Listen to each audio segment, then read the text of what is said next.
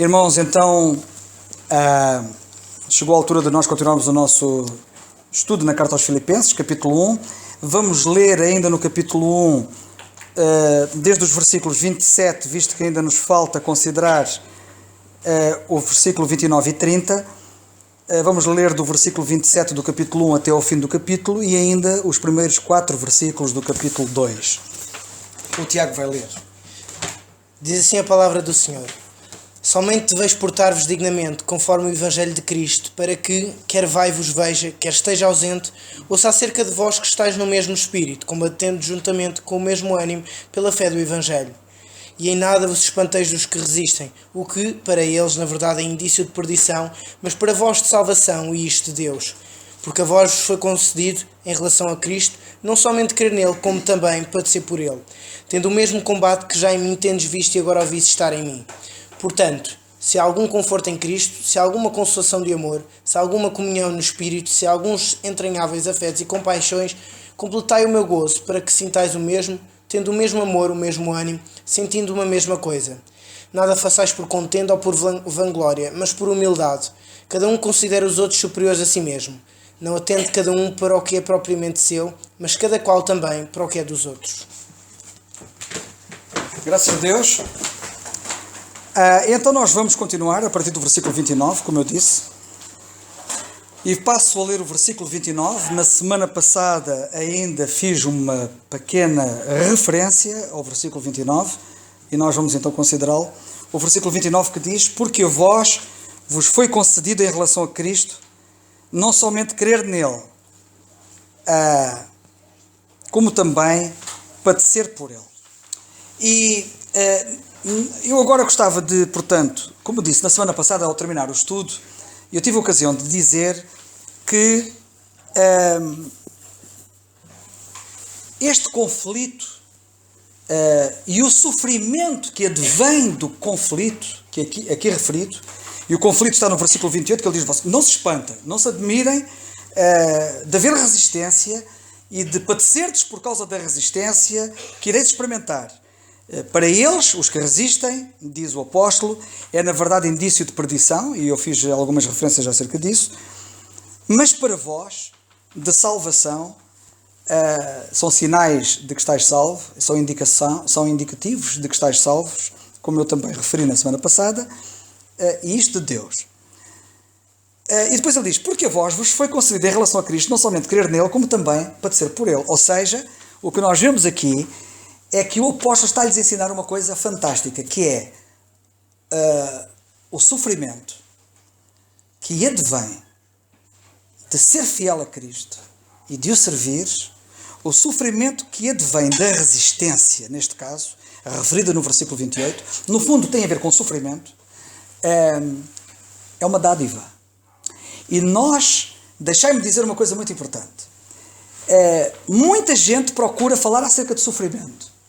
E muita gente tem procurado tentar perceber aquilo que alguns chamam o mistério do sofrimento. E deixai-me dizer que na vida cristã, aquilo a que muitos, chamando de sofrimento, consideram uma tragédia ou uma perda, o cristianismo mostra-nos na palavra de Deus, e o Evangelho da Graça mostra-nos particularmente na palavra de Deus, que o sofrimento pode ser um valor acrescentado. Pode ser, como eu disse, uma dádiva. E, portanto, é algo de precioso. E este é um assunto que não acontece apenas na dispensação da graça, mas acontece ao longo da Bíblia, ao longo dos tempos, em todas as gerações e em todas as dispensações. Eu às vezes apetecia-me ficar um pouco a meditar e a considerar, e se eu pudesse até falo convosco, mas temos que avançar, mas não quero deixar de referir isto, que aquilo que é chamado o mistério do sofrimento é algo que é digno de ser meditado. Muita gente fica triste, fica abatida, fica preocupada, fica não sei como, com sentimentos muitas vezes até negativos, por causa do sofrimento. E deixai-me dizer que o sofrimento que nos advém, e eu quero aqui sublinhar isto, porque há diversos tipos de sofrimento, e eu não quero falar nesta hora do sofrimento que é resultado do pecado. Quero falar do sofrimento que é resultado de se andar com Deus. E o sofrimento que é resultado de se andar com Deus é uma dádiva preciosa, é algo que nos enriquece, é algo que nos enobrece, é algo fantástico, não é nenhuma tragédia. Por isso é que, ao longo dos tempos e das gerações, os que foram mártires e que chegaram ao ponto de dar a sua vida pelo Senhor, foram autênticos heróis. E de facto foram privilegiados. E os que sofrem, de alguma maneira, mesmo não morrendo, mas sofrendo. E quero-vos dizer que não há ninguém que sirva ao Senhor que não sofra. Que isto fique claro. Os que querem viver piamente em Cristo Jesus, disse Paulo a Timóteo, padecerão perseguições. Portanto, ninguém pense que servir o Senhor de uma forma piedosa, ou seja, de uma forma íntima, de uma forma bem chegada a Ele, ninguém pense que chegando-se ao Senhor não vai ter resistências, não vai ter dificuldades, não vai ter problemas, porque os vai ter, mas benditos problemas, porque trazem benditos sofrimentos. E era isto que eu gostava de referir. Esta questão do mistério do sofrimento poder nos levar para muitos âmbitos. Eu queria falar particularmente no caso talvez mais extremo, que é o caso da morte. Para muita gente, se alguém morrer na sua família ou se alguém morrer próximo de si, parece que acaba o mundo, parece que desabou tudo. Queridos irmãos, para quem é crente no Senhor Jesus Cristo, a morte é a maior bênção que pode haver. Melhor que isso, só mesmo o arrebatamento. Só o Senhor vir aos ares e arrebatar-nos e não passarmos pela experiência da morte. Porque tirando essa experiência, que é gloriosa e que é bem-aventurada, como diz a Bíblia, a chamada bem-aventurada esperança do crente, o morrer é ganho, é lucro. Como também já lemos aqui no capítulo 1 da carta aos Filipenses.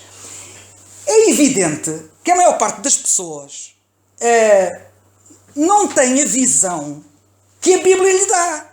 E como não tem a visão que a Bíblia lhe dá, ou, dizendo de outra maneira, não tem fé para crer no que a Bíblia diz, é uma tragédia. Para eles é uma perda. E tem sentimento de perda perante a morte. E tem sentimento de perda perante o sofrimento. E tem sentimento de tragédia perante estas circunstâncias. Mas eu quero vos dizer que nós devemos andar de tal maneira em comunhão com Deus que devemos perceber claramente que morrer não é perder. E que sofrer não é perder. E não percamos de vista o contexto que temos estado aqui a analisar no capítulo 1 da Carta aos Filipenses, particularmente nesta parte final, em que o apóstolo diz: eu ficando aqui convosco, eu quero ficar aqui convosco para que haja benefício para vós. Eu relembro, nunca é demais,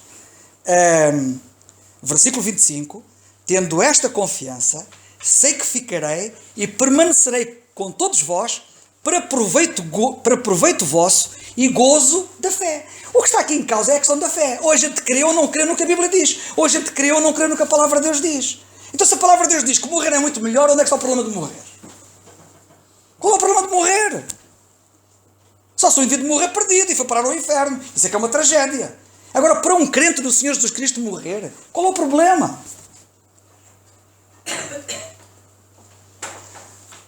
Isto é um assunto tão sério que nós muitas vezes somos egoístas, que é algo que o apóstolo vai combater no capítulo 2, como vocês vão ver.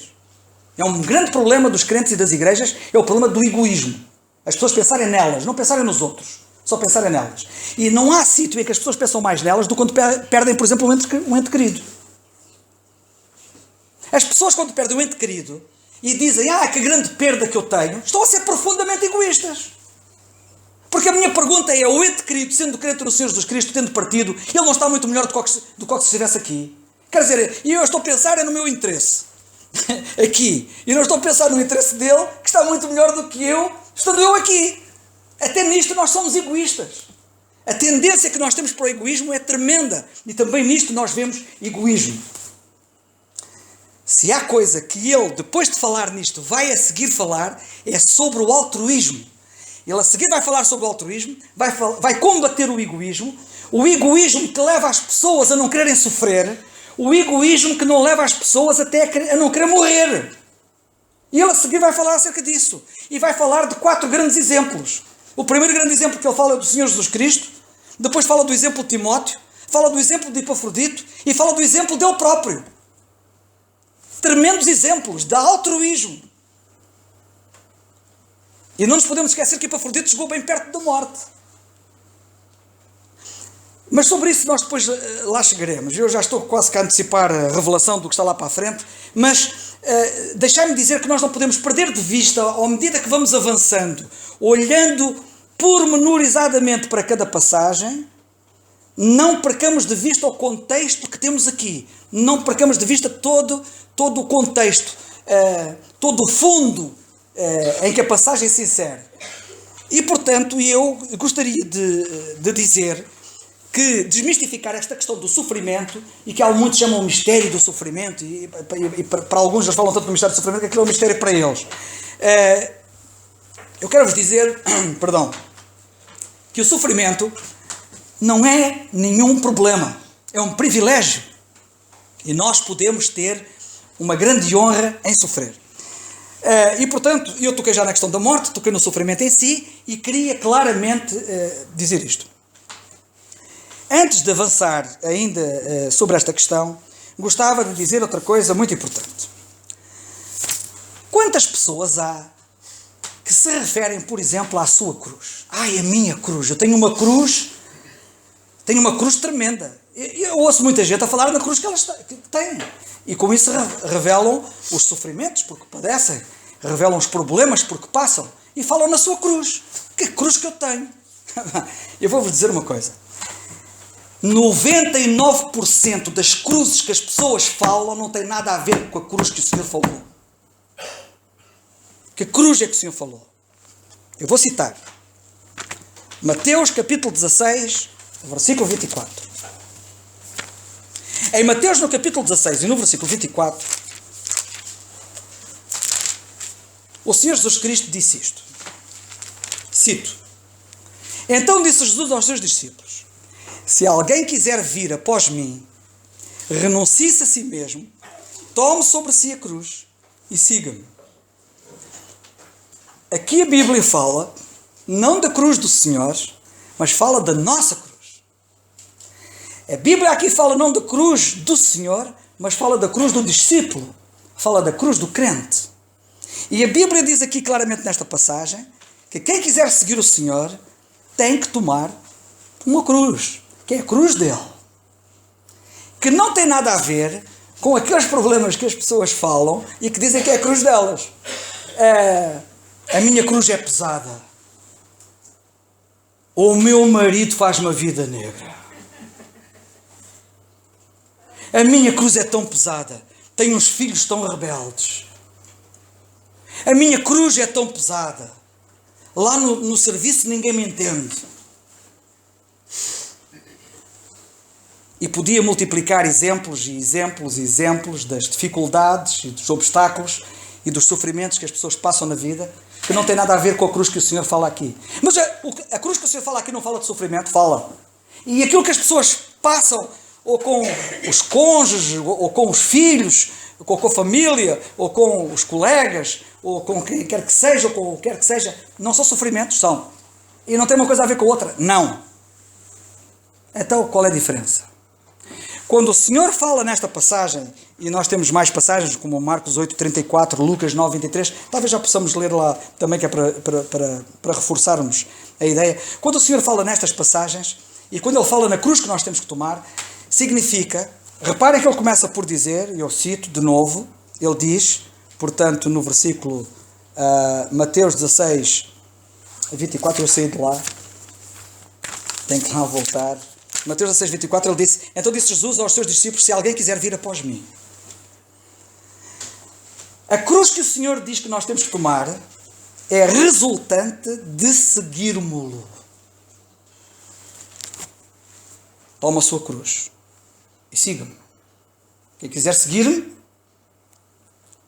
pegue na sua cruz e siga-me. Significa, a cruz que temos que tomar é o sofrimento resultante de seguirmos o Senhor. Não é o sofrimento resultante da má vida ou do mal-estar que alguns nos causam. É o sofrimento que resulta de nós estarmos a seguir o Senhor. Não é o sofrimento resultante de fazermos más escolhas. Não é o sofrimento resultante de termos tomado más decisões. Não é o sofrimento resultante do pecado. É o sofrimento resultante de nós seguirmos o Senhor. É desse sofrimento que a Bíblia fala. É essa a cruz que o Senhor Jesus Cristo fala. Portanto, quando a Bíblia diz para nós tomarmos a nossa cruz, é a cruz que é resultante de tomarmos a decisão de seguir o Senhor. E quero-vos dizer que quem tomar a decisão de seguir o Senhor e quanto mais perto quiser andar do Senhor, vai ter dificuldades no caminho, vai ter sofrimento no caminho e pode até significar a própria morte no caminho.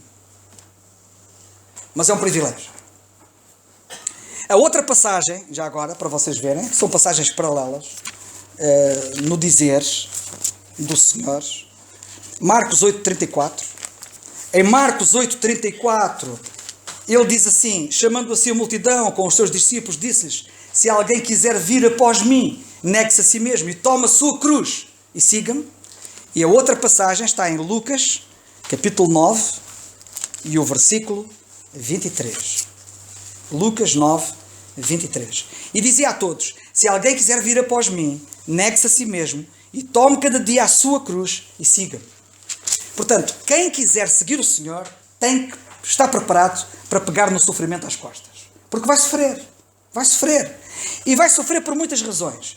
Vai sofrer porque a maior parte das pessoas não segue o Senhor. E como não segue o Senhor, quem segue o Senhor tem uma visão, tem uma perspectiva, tem um sentimento das coisas que os outros não têm. E, portanto, logo aí começa a haver conflito. O conflito entre aquele que anda perto de Deus e que tem uma compreensão do que é que Deus quer e dos outros que, não andando perto de Deus, não compreendem o que é que o Senhor quer e, portanto, colidem com Ele. A partir daí começa a série de conflitos. E eu quero chamar a vossa atenção para isto. A única defesa que nós temos, ou a única garantia que nós temos de sermos galardoados é andarmos perto do Senhor, é seguirmos-lo a sério. O apóstolo queria ficar junto dos filipenses para que houvesse proveito para eles. Ele quer dar-lhes lições. Ele quer mostrar-lhes qual é o segredo da vida cristã e de uma vida cristã vitoriosa. Voltando à nossa passagem, em Filipenses, capítulo 1. Voltando à nossa passagem, em Filipenses, capítulo 1, o versículo 29 diz assim, porque a vós vos foi concedido, em relação a Cristo, não somente crer nele, como também sofrer ou padecer por ele. Eu gostava de chamar a vossa atenção para a palavra concedido. Está ali. Porque a vós vos foi concedido. E vocês certamente que se recordam, quando eu comecei e quando eu acabei na semana passada o estudo, na última quarta-feira, vocês certamente hão de se recordar que eu disse que este conflito é uma dádiva. E a palavra concedido significa mesmo isso. Mas a palavra concedido significa dado. Se vocês quiserem ler o versículo de outra maneira, é ler assim, em Filipenses 1, 29. Porque a vós vos foi dado. É uma dádiva. É um presente.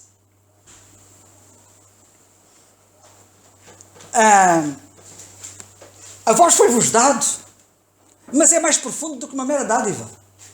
Porque diz concedido. E conceder é mais do que dar.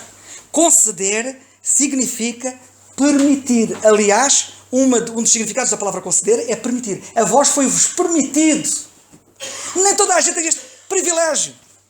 Deus permitiu que nós tivéssemos esta... É uma dádiva imerecida. Nós podermos sofrer por Cristo é uma dádiva imerecida. E eu quero sublinhar isto com muita clareza. Aliás, porque é que é uma dádiva imerecida? Porque é que é uma concessão que Deus nos dá? Pelo que está envolvido. Nós não nos passa pela cabeça o que isto envolve, o que isto implica, sofrer por Cristo. E, portanto, mas para já, o que eu quero aqui sublinhar é o facto de que, de facto, estão presentes. Nós gostamos de presentes. E este é um presente que Deus nos dá. E não fujamos dele. Estejamos dispostos a segurá-lo, a abraçá-lo. É uma dádiva preciosa que Ele me concede. E eu não devo ter problemas em relação a isso. devo ter a sensibilidade espiritual para poder perceber que dificuldades e problemas é privilégio. Aliás, um pensamento com o qual, relacionado com isto que eu gostaria de deixar, é que nós devemos olhar para as circunstâncias não como obstáculos, mas devemos olhar para as circunstâncias como oportunidades. E é isto que nós precisamos, de facto, de ser tenazes. Tenazes na convicção e na ação acerca disto. Ainda há poucos dias, no estudo da carta aos Filipenses, quando, noutras circunstâncias, numa passagem mais atrás, neste capítulo 1, eu fiz referência a isso, quando falávamos da morte, como sendo um lucro, como sendo ganhar, e vocês devem se recordar disso, e eu disse, e já disse isto várias vezes, é recorrente em mim, eu tenho dito isto muitas vezes, de volta e meia digo até para não me esquecer, e também para vos lembrar, que a pior coisa que me pode acontecer, é o que eu tenho dito, vou repetir, a pior coisa que me pode acontecer, ou seja, a pior coisa que pode acontecer a um crente no Senhor Jesus Cristo, é a melhor coisa que lhe pode acontecer. A pior coisa que me pode acontecer é eu morrer. É a melhor coisa que me pode acontecer. A passagem fala acerca disso, já falamos acerca disso. É a melhor coisa que me pode acontecer é eu morrer. É lucro, é ganho. Partir é muito melhor. Não é melhor, é muito melhor.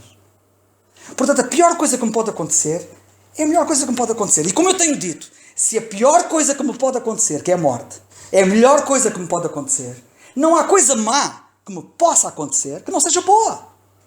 E, portanto, todo este sofrimento que advém de seguirmos a Cristo só pode ser coisa boa. E temos aqui a confirmação, é que são dádivas que Deus nos dá, são concessões, são privilégios. Ele concede-nos isto, ou seja, Ele permite, mas não é permitir no sentido de, o diabo vai atacá-lo, ou vou permitir que ele cause problemas e dificuldades. Também é verdade que esse pensamento também existe, mas é permissão no sentido de concessão, de dádiva imerecida.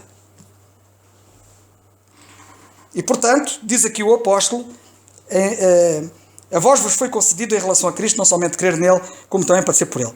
E o que é que está envolvido para que se torne então isto na tal concessão, na tal dádiva imerecida? O que é que está aqui em causa? Está aqui em causa porque diz aqui que é padecer por ele. E padecer por ele é mais do que aquilo que vocês estão a pensar. Padecer por ele não é sofrer por causa dele. Também é verdade. É mais do que isso.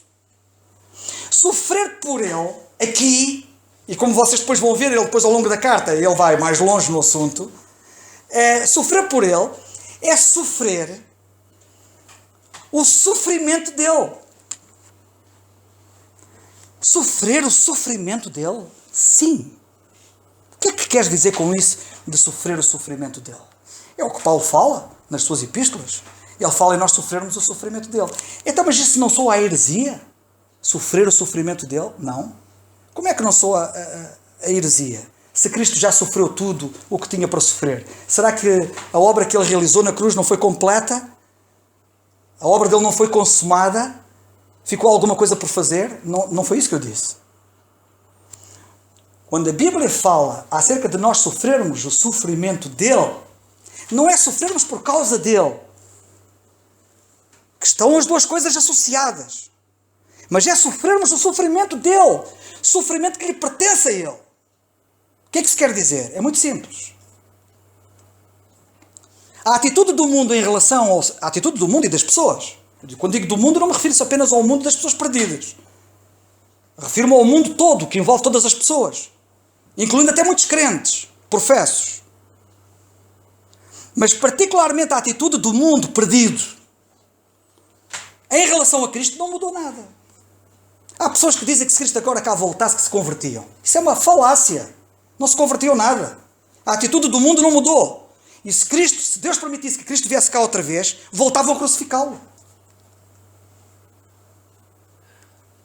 A atitude do mundo não mudou nada em relação a Cristo. E, aliás, vê-se pelas notícias, vê-se na comunicação social, vê-se na internet, vê-se em todos os domínios.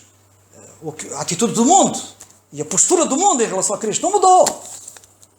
E se a atitude do mundo não mudou, A animosidade do mundo para com Cristo não mudou. E não é por acaso que surgem todos os dias notícias verdadeiramente diabólicas em relação a Cristo. O que dizem dele. E o que até filmes que fazem acerca dele. Músicas que cantam. Etc. A atitude não mudou. E como a atitude não mudou, a atitude deles é de animosidade em relação a ele. Isso vê-se de muitas maneiras. E nós sabemos, andamos cá. Mas há aqui um problema. É que as pessoas não conseguem chegar a ele. Porque ele está exilado no céu. E como as pessoas não conseguem chegar a ele, nessa animosidade, chegam a quem? Àqueles que são dele. E é dessa maneira que nós estamos a sofrer o resto, que é como Paulo fala, sabem o que é que ele diz acerca destes sofrimentos? O resto das aflições de Cristo. Não significa que ele não sofreu tudo em termos de obra da redenção, mas significa que a atitude do mundo não mudou e que, porque ele não está cá, quem leva com a animosidade toda são os crentes. Isto é o resto de aflições que lhe pertencem a ele. Não pertencem a nós. Pertencem a ele. Quando as pessoas, e eu falo com as pessoas, e as pessoas discutem comigo e discordam de mim, e eu normalmente costumo dizer assim, olha, não há um problema entre ti e mim. O problema que existe é entre ti e Deus. Tu não estás a discordar de mim. Tu estás a discordar de Deus. Tu não estás em conflito comigo. Tu estás em conflito com Deus. Esta é a realidade. E quem é que leva por tabela essa animosidade? São os crentes. E por essa razão é que nós lemos, por exemplo, no capítulo 3 da carta aos Filipenses, no versículo 10, e eu quero que vocês leiam, diz ele, Paulo diz, e havemos lá chegar, mas entretanto, dentro deste contexto que estamos a ver, reparem nisto, diz ele assim, eu quero conhecê-lo. Por outras palavras, para conhecê-lo. E quero conhecer a virtude da sua ressurreição. Significa o poder da sua ressurreição. E como isto é importante na vida prática. O poder da ressurreição de Cristo tem que ser experimentado na vida diária. Havíamos falar acerca disto. Mas Paulo queria primeiro conhecê-lo, que é o que muita gente, é algo que muita gente ignora. Não conhecem. Jesus, sim, elas conhecem o nome dele. Mas não sabem o que é que ele gosta e o que é que ele não gosta. Não sabem os seus gostos e preferências. Não sabem nada acerca dele. Só os que andam perto dele. E ele queria conhecê-lo. Queria conhecer o poder da sua ressurreição. E diz aqui a Bíblia. Outra coisa importante. E queria conhecer a comunicação das suas aflições. Ou melhor, ele queria a comunicação das suas aflições. O que é que quer dizer comunicação das suas aflições? Comunhão das suas aflições. Ele queria ter comunhão nas aflições de Cristo. Notem, aquilo por que muitos fogem era aquilo por que Paulo desejava. Há aqui qualquer coisa que não vocês não veem que as pessoas andam em sentidos opostos? Quem anda perto de Deus quer coisas que os outros evitam. E nós vemos Paulo querer aquilo que os outros evitam. Ele diz, eu quero ter a comunhão das suas aflições. E a comunhão das suas aflições é isto. É as aflições que lhe pertencem a ele. E eu estou tão identificado com ele que quando eles o atacam é a mim que me atacam. Mas eu quero participar. Isto é um privilégio, é uma concessão. É uma dádiva imerecida que ele me dá. A comunhão das suas aflições, ou comunicação das suas aflições, versículo 10, sendo feito conforme à sua morte. Quando lá chegarmos vamos analisar isto, mas eu queria para já deixar este pensamento que está relacionado. E portanto, na carta aos Colossenses, no capítulo 1, outra passagem, e no versículo 24, lemos assim. Diz ele assim no versículo 24. Regozijo-me. Isto é anormal. Sabem, os que andam perto de Deus, verdadeiramente, são tidos como loucos. Mas estes são os verdadeiros sábios. Porque isto aos olhos do mundo é uma loucura. Então, mas ele quer ter comunhão com os seus sofrimentos. Isto parece loucura. E agora ele diz que tem gozo no sofrimento. Versículo 24. Regozijo-me agora no que padeço, no que sofro. Eu tenho um gozo tremendo no sofrimento por vós. Vocês não acham que isto é estranho? Por isso é que os cristãos, os verdadeiros, os genuínos, são tidos como loucos. Bendita loucura. Porque aqueles que supostamente são sábios, deixai-me dizer uma coisa, são verdadeiramente loucos. E diz ele assim no versículo 24: regozijo-me agora no que padeço por vós, e na minha carne, notem, na minha carne, cumpro o resto das aflições de Cristo pelo seu corpo, que é a igreja. Cumpro o resto das aflições de Cristo pelo seu corpo, que é a igreja.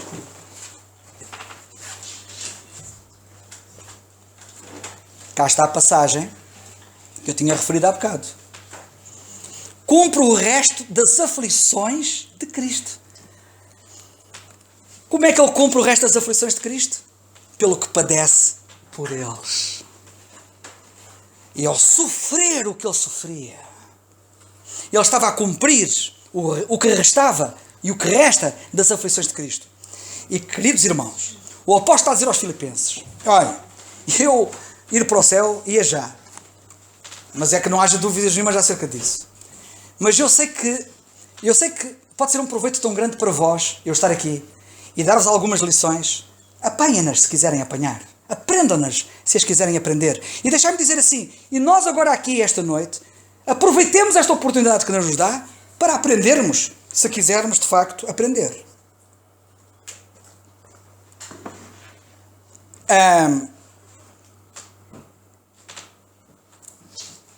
Isto é aquilo que eu podia classificar de o presente da piedade. Quem viver uma vida pia tem um presente tremendo. Os que quiserem viver piamente em Cristo Jesus padecerão, notem, sofrerão, não digo o resto.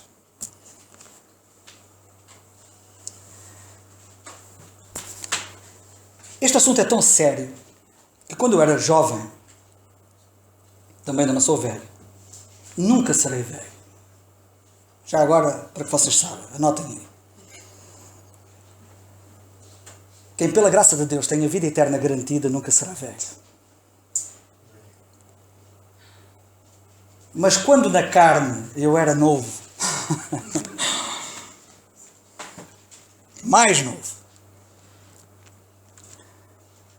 e eu recordo-me de alguns daqueles jovens da época que estavam comigo, de darem tudo em relação ao Senhor. Tudo mesmo. E alguns deram tudo de tal maneira que os pais de alguns crentes professos chegaram a criticar os filhos dizendo que aquilo era demais. Acreditam nisto? Há crentes que estão tão longe, tão longe, tão longe do que Deus quer para a vida deles, que não percebem quem anda perto de Deus. Aliás, vide Simão Pedro, o apóstolo. Quando o Senhor mostrou a necessidade de ir a Jerusalém e dar a sua vida, que de modo nenhum isso aconteça, Senhor. Sofrimento? Não entendo isso. Para trás de mim, Satanás. É disto que estamos a falar. O que é que vale? É um indivíduo ser bem-sucedido nesta vida aos olhos deste mundo, estudar e sacrificar-se, e estudar e tirar um curso, e tirar um canudo, e ser reconhecido, e se ingrar no mundo empresarial, e ganhar muito dinheiro, e construir mansões, e ter barcos e aviões, e sei lá o que mais, e chegar ao fim da vida dele e morrer, como morre toda a gente? Talvez farto de dias, talvez com 80 ou 90 anos, como alguns. Ou é um indivíduo que, tendo aberto mão a tudo o que o mundo lhe pode dar, resolveu viver para Cristo a sério. E por viver para Cristo a sério, morreu com 30 anos de idade. Prefiro morrer com 30 anos, cheio de Cristo, do que morrer com 100 anos, vazio dele.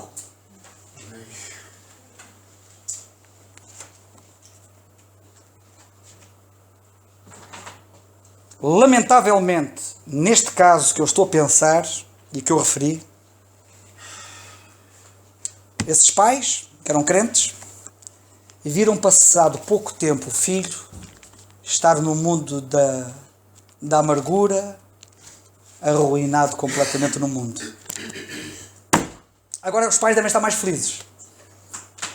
Os pais agora devem estar mais contentes, estou a ser irónico.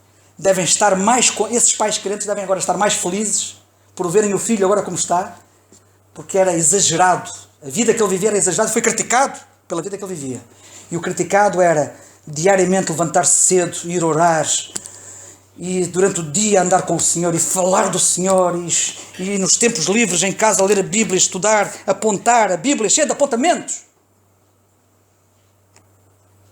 Parece que estava fascinado e obcecado por Cristo e por Deus, e parece que não via mais nada. Parece que estava louco, mas ele é que era sábio.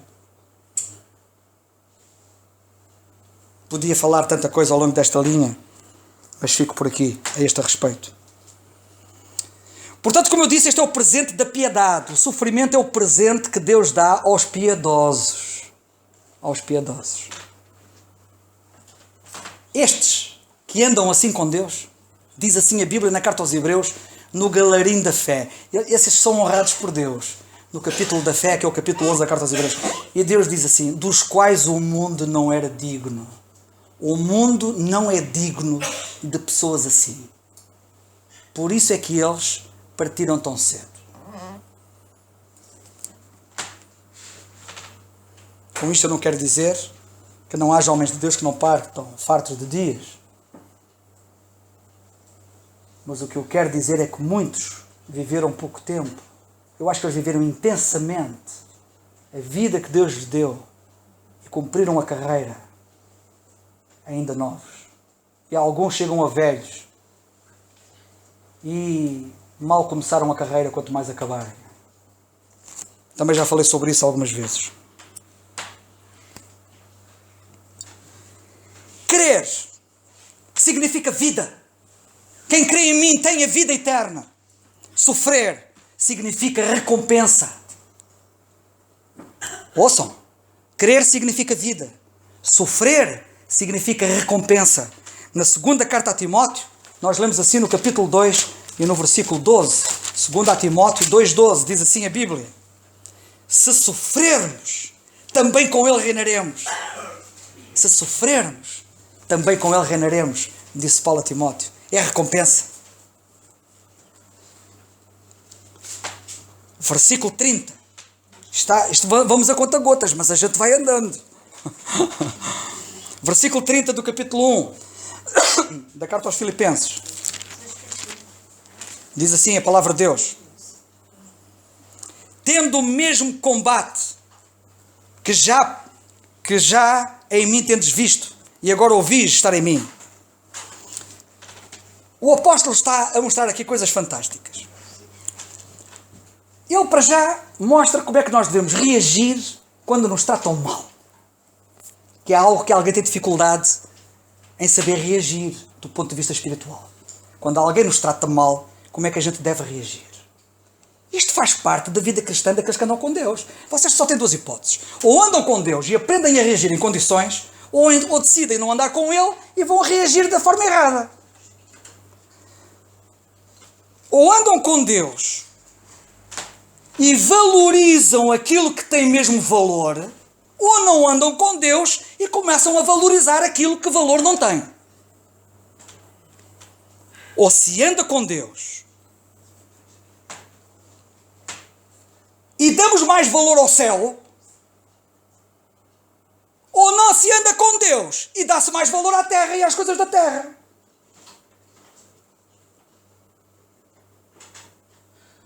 Ou se anda com Deus e se sabe que partir é muito melhor, ou não se anda com Deus, e quero dizer mais outra coisa, ou se anda com Deus e sabe que partir é muito melhor, e se sabe que ficando cá, só vale a pena cá ficar, para sermos um proveito para os outros, espiritualmente. Ou então, parece que vivemos aqui na Terra como se fôssemos cá viver sempre, que é o que a maior parte faz. A maior parte das pessoas diariamente, e escusam-se de se enganar elas próprias, vivem como se fossem cá viver sempre, esquecendo-se que a vida é muito curta e não estão preparadas para partir. Escolham.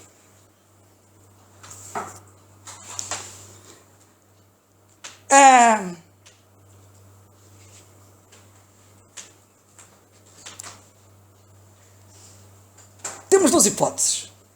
Ou escolhemos andar com Deus e andarmos cheios de gozo e termos uma fé forte, que é o que ele diz no versículo 25, para proveito vosso e gozo da fé.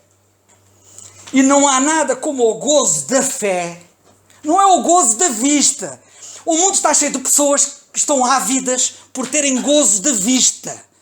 Elas querem ir às Bahamas, querem ir à Palestina ou a Israel, ou como lhe queiram chamar, querem ir ao Médio Oriente, ou querem ir à zona da Oceania e àquelas ilhas paradisíacas, ou querem ir para o Havaí, ou querem ir para praias paradisíacas como há em Moçambique, na minha terra, ou sei lá para onde.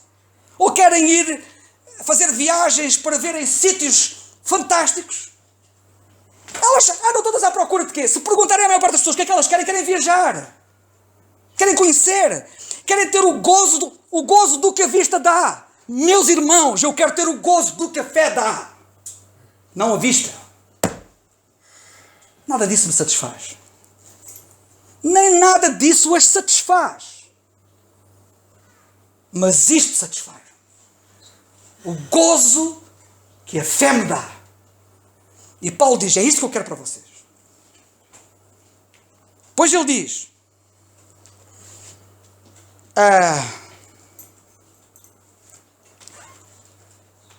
e eu quero que vocês conheçam esse tipo de gozo. De gozo a que eu chamo glória. Quero que a minha presença no vosso meio significa maior gozo para vós, maior glória.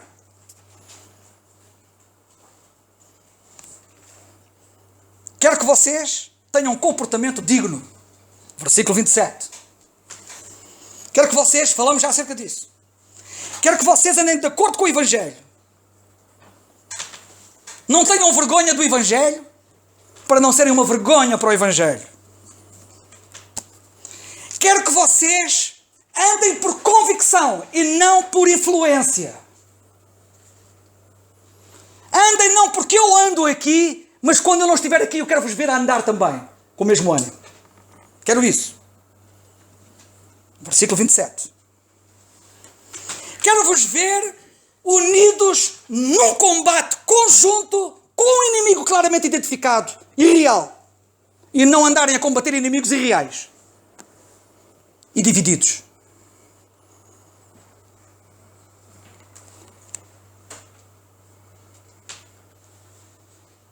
Quero-vos a combater pela fé do Evangelho. Por doutrinas preciosas, como muitos têm aberto mão delas e têm perdido imenso.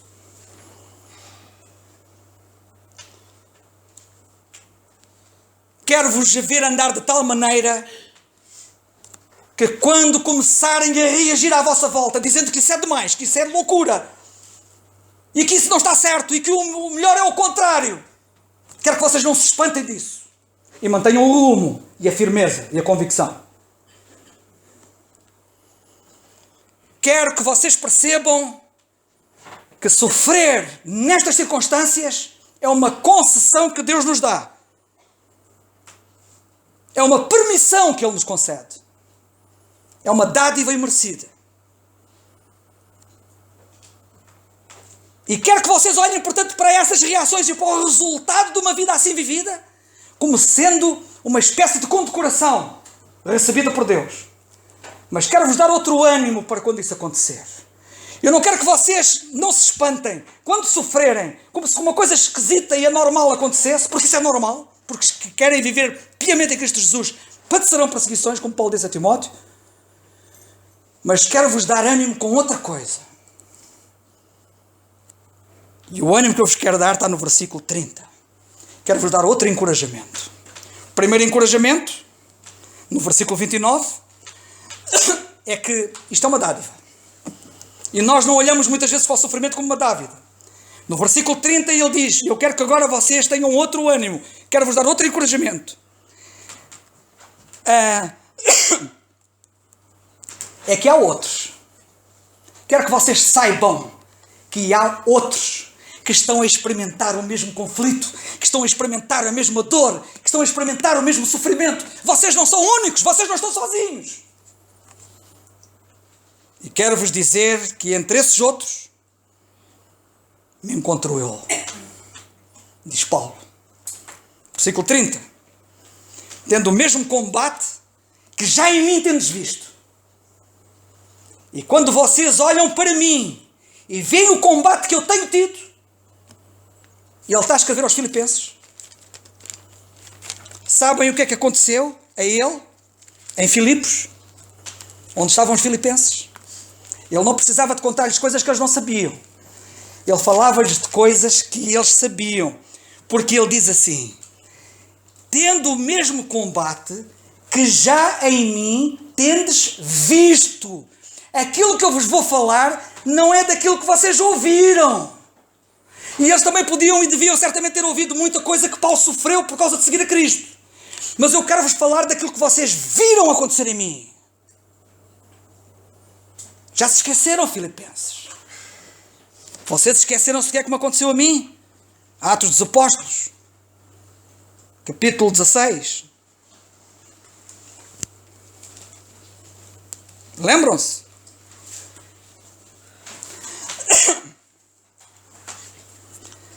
Atos dos Apóstolos, capítulo 16.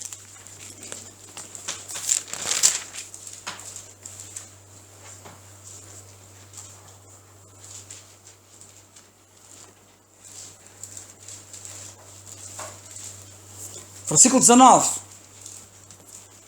Isto aconteceu em Filipos. E vendo os seus senhores que a esperança do seu lucro estava perdida, prenderam Paulo e Silas e os levaram à praça, à presença dos magistrados. O que é que Paulo disse na carta aos Filipenses, que nós estamos a estudar? Vocês não se espantem dos que resistem. Eu quero vos dar ânimo, porque é um privilégio sofrer. É uma dádiva de Deus. Mas quero-vos dizer outra coisa. Vocês viram com os vossos olhos o que me aconteceu a mim. Eu fui preso em Filipos. Vocês viram como é que as pessoas reagiram. Reagiram mal. Perseguiram-no. Prenderam-no. Torturaram-no. Se nós lermos o resto do capítulo 16 do livro dos Atos dos Apóstolos, é aqui que ele vai parar à prisão, onde houve o terremoto, onde estava o carcereiro de Filipos. Lembram-se disso? Com os pés amarrados ao tronco, e a sofrer tanto.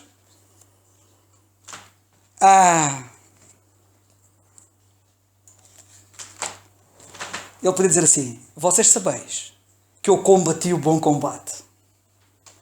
E ainda combato. Onde é que ele está? Quando agora ele está a escrever? Está preso em Roma. Está preso em Roma. Não está a escrever de um hotel. Está a escrever da prisão, da masmorra.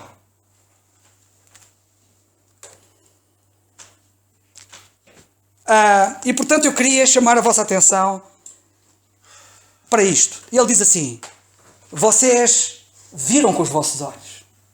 Eu sucumbi, eu vacilei, eu voltei atrás, fiquei triste. O que é que acham que eu tenho agora? O que é que vocês veem em mim?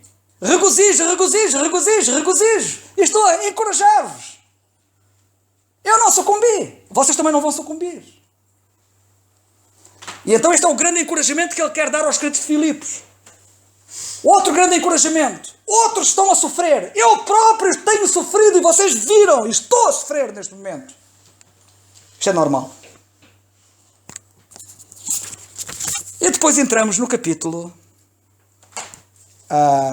2 da carta aos Filipenses.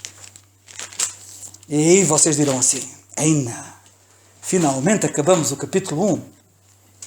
É verdade. Então não é melhor a gente começar para a semana o capítulo 2? Também acho que sim. Mas como é meu hábito, eu vou fazer uma pequena introdução.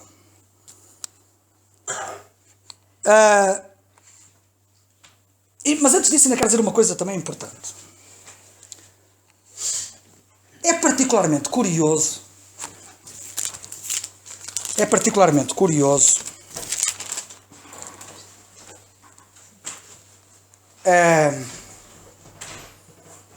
o seguinte. O Senhor Jesus Cristo sofreu, como vocês sabem. E Ele ficou com marcas desse sofrimento. Mesmo na glória, hoje em dia, Ele continua com as marcas. As marcas do seu sofrimento, entre outras coisas, são seus troféus.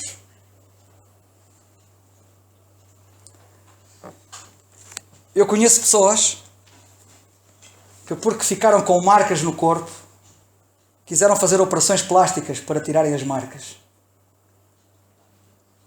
Jesus, o nosso Senhor Jesus Cristo, não precisaria de nenhuma operação plástica para remover as marcas, mas quis ficar com elas.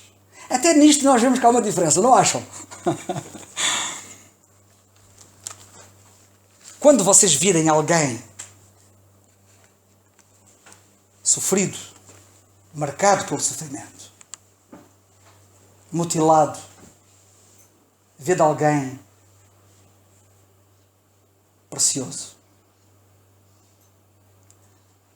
O Senhor Jesus Cristo, eu já uma vez preguei sobre as marcas dele, porque ele fez questão nisso. Ele ressuscitou, apresentou-se aos seus discípulos. E depois de ter dito a Simão, sou eu mesmo, podes pôr aqui a tua mão. A seguir, diz a Bíblia, ele apresentou-lhes as suas mãos. Diz mesmo assim, apresentou-lhes as suas mãos. E eu parece que estou a ver as mãos dele. Com as marcas. Depois de ressuscitado, as marcas estavam lá. No livro do Apocalipse nós temos uma glória. E vemos as marcas lá. Quantas lições nós temos daquelas marcas? Quantas lições nós temos da razão de ele ter dito, de ele ter apresentado as suas mãos? De lhes ter mostrado as suas mãos. Isto agora à parte do que estava a falar de relação a nós, porque há coisas que as marcas dele são únicas. Eu estou convencido que quando ele intercede por nós lá no céu, e ele intercede por nós como ninguém, ele só apresenta ao Pai as suas mãos. Pai, estão aqui as minhas mãos, as marcas. A nosso favor. A nosso favor.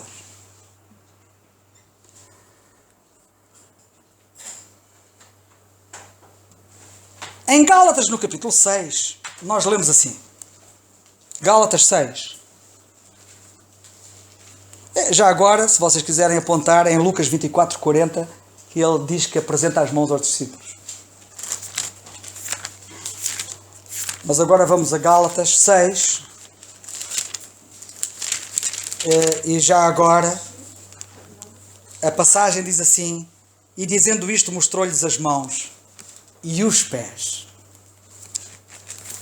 E em Gálatas, no capítulo 6, diz assim, o apóstolo escrevendo aos Gálatas, no versículo 7, não é o 7, perdão, é o 17. Desde agora ninguém me inquiete, porque trago no meu corpo as marcas do Senhor Jesus. Eu gostava de ter conhecido o apóstolo Paulo, um dia eu vou conhecê-lo. Infelizmente, já não vou poder ver estas marcas, porque ele vai ter um corpo glorioso, creio eu, em que as marcas vão ser removidas. Mas eu gostava de ter visto as marcas dele. Sabem que há pessoas que, tendo sido torturadas, ficaram com marcas no corpo. Ele foi torturado. Foi espancado. Só de uma vez deram-lhe tanta pancada que foi deixado meio morto. Pensaram até que ele estava morto. Ele devia ter muitas marcas no seu corpo.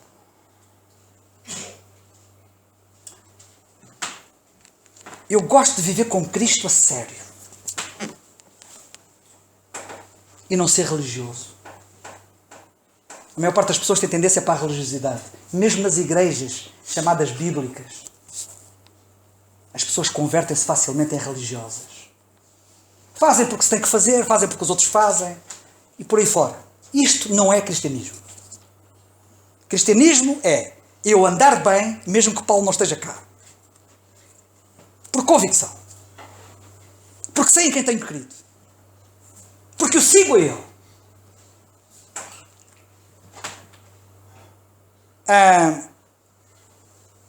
E eu gosto de cristianismo a sério.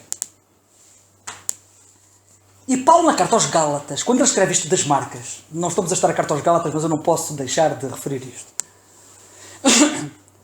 A gente tem que perceber o contexto disto, porque é que ele fala aqui nas marcas.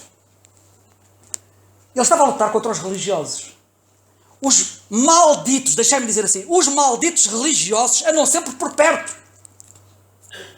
Sempre por perto. Na própria igreja.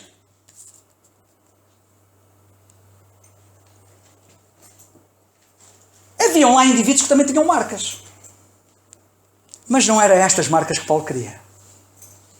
Eram as marcas da circuncisão. Ele fala da circuncisão, todo este capítulo está a falar acerca disso. Eram marcas que faziam neles para se exaltarem a eles. Paulo tinha marcas feitas pelos inimigos da cruz de Cristo para exaltar a Cristo. É diferente da circuncisão. Como eu podia falar agora aqui acerca da circuncisão e da religiosidade e todo este pensamento, todo este mundo. Irmãos, quem anda com Cristo está preocupado com Cristo e não consigo próprio. A passagem da carta aos Gálatas diz no versículo 17: desde agora ninguém me inquieta. Olha, calem-se de vez. Vós, que vos gloriais na circuncisão, nessas marcas que não querem dizer nada, só visam a vossa glória própria. Porque trago no meu corpo as marcas do meu Salvador. Não minhas. São as marcas que lhe pertencem.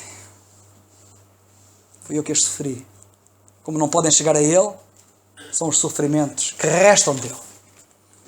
Bem, eu podia falar mais ao longo dessa linha, mas não falo mais. Capítulo 2.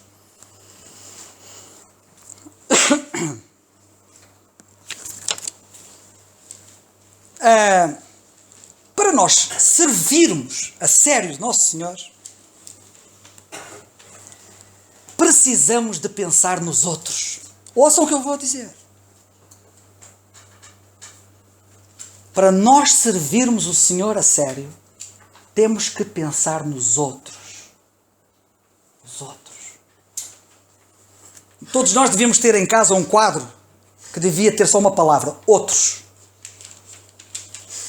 Mas se nós fôssemos pôr um quadro que tem a ver connosco, era eu. Mas nós devemos mudar isso para outros. É impressionante e arrasador o capítulo 2 sobre isto. Os outros. Aqui no capítulo 2, Paulo vai ensinar uma coisa muito importante em relação a eles. Ele vai lhes ensinar que é preciso continuar a olhar para fora do nosso ego. Ele já no capítulo 1 mostrou como é importante olhar para fora do nosso ego. O nosso ego tem que estar permanentemente fora da nossa visão, do nosso campo de visão. Eu não sou nada, eu não conto para nada. No capítulo 1, os olhos deles estão em Cristo. E eu fiz ênfase a isto várias vezes. Dos estudos anteriores. Os olhos deles estão em Cristo. E foi o facto dos olhos deles estarem em Cristo que fez com que ele não se desviasse para manobras de diversão que o afastassem do alvo e do propósito para o qual Deus o chamou. E não ficasse incomodado nem perturbado com as críticas e os críticos. Capítulo 1, olhos em Cristo. Aqui, diz ele, é preciso agora pôr os olhos nos outros. Primeiro Cristo, depois os outros. Irmãos, esta é a ordem. Não alteremos a ordem. Nós temos que ter os nossos olhos focados no Senhor e permanentemente com os olhos nos outros. Nos termos que o capítulo 2 apresenta. Não é ter os olhos nos outros para os criticar, nem para atrapalhar.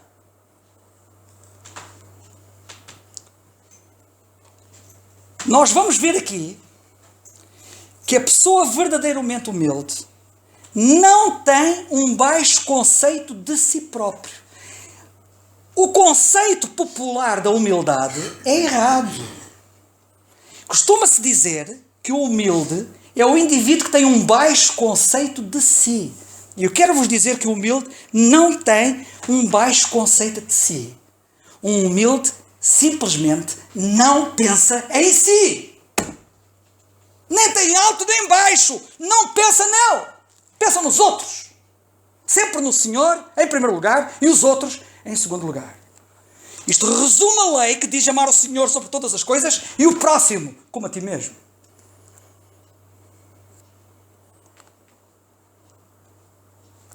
Sabem, há uma série de ladrões que ameaçam o nosso tesouro.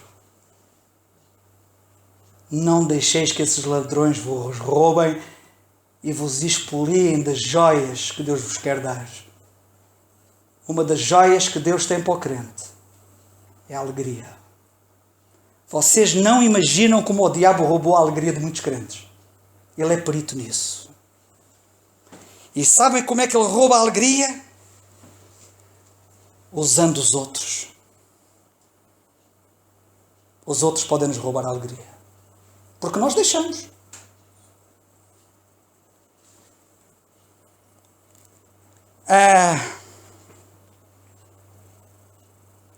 É a nossa atitude correta com os outros que nos pode levar a ter um gozo completo.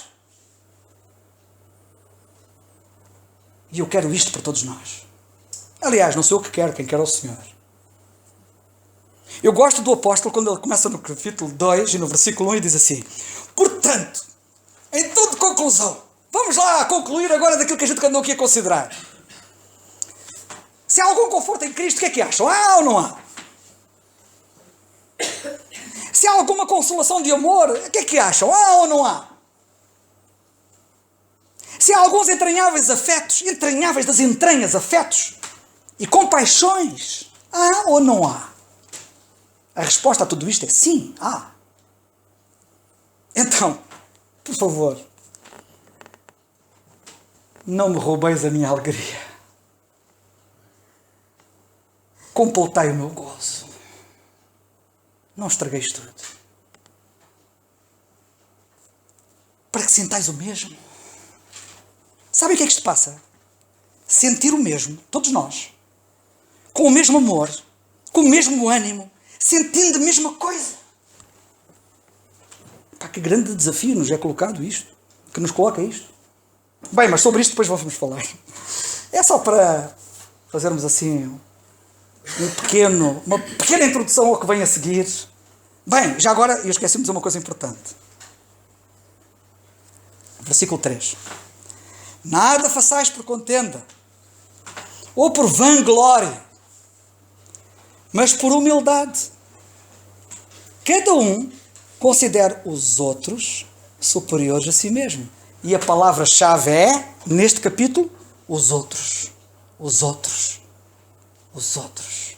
Que o Senhor nos abençoe.